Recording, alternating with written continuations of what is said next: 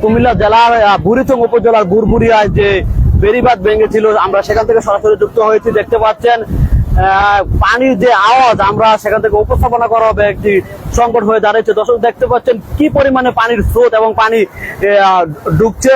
কমপক্ষে আমরা যতটুকু জেনেছি কমপক্ষে অর্ধশতের উপরে গ্রাম প্লাবিত হয়েছে এবং পানির যে স্রোত খুব দ্রুতই এই এলাকাটি ক্ষয়ক্ষতি হবে বলে আমরা আশঙ্কা করেছি। দর্শক আমরা রয়েছি এখানে কুমিল্লা জেলার বুড়িচং উপজেলার বুরবুরিয়াতে, যেখানে আপনার বেড়িবাঁধ ভেঙেছে। দেখতে পাচ্ছেন বেড়িবাঁধটি যে জায়গায় ভেঙেছে কমপক্ষে 100 ফুটের উপরে হবে, 200 ফুট হবে ভেঙেছে। আর পানির যে স্রোত, একটু যদি চিত্রটা দেখাই, আপনারা দেখতে পাচ্ছেন পানির যে স্রোত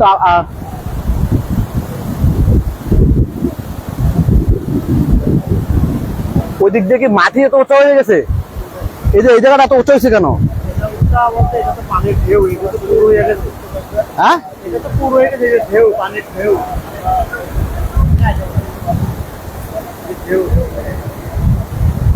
আমরা রয়েছি কুমিল্লা জেলার বুড়িচং উপজেলার বুরবুরিয়া গ্রামে, যেখান দিয়ে গুমতির বাদরি ভেঙে গিয়েছিল। আমরা সেখান থেকে সরাসরি যুক্ত হয়েছি।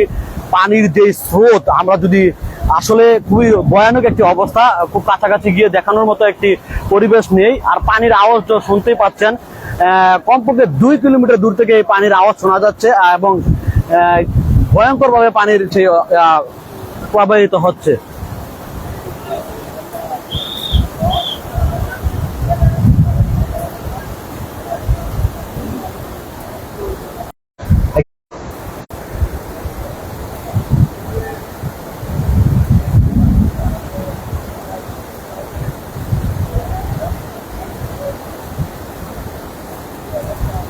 পানি যদিও গুমতি থেকে যেভাবে বের হচ্ছে, কিন্তু গুমতি থেকে বের হওয়ার পর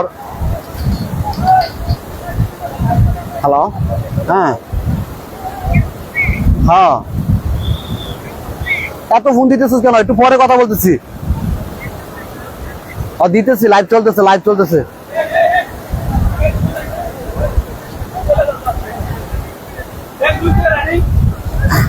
দর্শক একটু যদি দেখায়, আসলে আরেকটা বিষয় একটু জানিয়ে রাখি, এখানকার যে এলাকাটি রয়েছে, আমরা যদি আসলে কিভাবে বুঝাবো আপনাদেরকে, দেখানোর সিচুয়েশন নেই। যেই সানটি থেকে পানিটি বের হচ্ছে, মূলত আমরা